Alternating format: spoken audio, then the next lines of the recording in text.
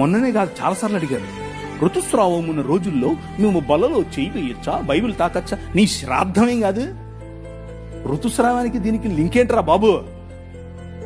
నీ పిండాకుడు నీ శ్రాద్ధం కాకపోతే, నీ రాజు, ఈ యుగములనేలే రాజు, ఈ ప్రపంచములనేలే రాజు పురుషులను పక్కన పెట్టి అమ్మ కడుపులోనే వచ్చాడండి బాబు. పురుషులు అక్కర్లేదు, నాకు నాకు నాకు నా స్త్రీలు కావాలన్నాడు. That is your king.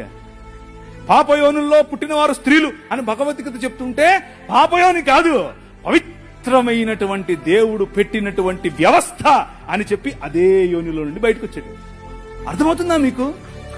How blissful you are, how blessed you are. ఇది మాట్లాడటానికి కూడా కొంతమందికి జుగుప్సగా ఉంటది. జుగుప్స ఏంటి?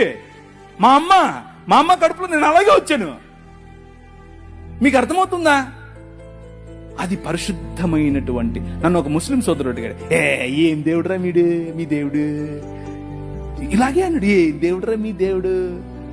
ఆడోళ్ళు సుస్సు పోసుకుంటారు, సుస్సు పోసుకునే దగ్గర నుంచి వచ్చాడు. ఒరే బా, మా దేవుడు ఎంత గొప్పడురా, అచ్చం అలాగే వచ్చాడు, అచ్చం ఇలాగే వచ్చాడు. మేమో సుస్సు పోసుకోదరా, అక్కడి నుంచి వచ్చావురా నువ్వు కూడా. వాడికి మైండ్ బ్లాక్ అయింది. ఈడేంటిడా మాట్లాడుతున్నాడు? అవునరా,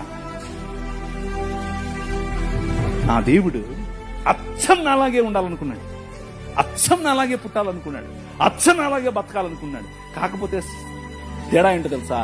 నేను ఈ లోక మర్యాదకు తలొగ్గాను, ఆయన ఈ లోక మర్యాదను జయించాడు. That is your king. నీ రాజు కథే వేరు. ఎంతని చెప్పాలి? రోజు చెప్తానే ఉంటే ఇక సమయం తెలీదు. అంత గొప్ప రాజు.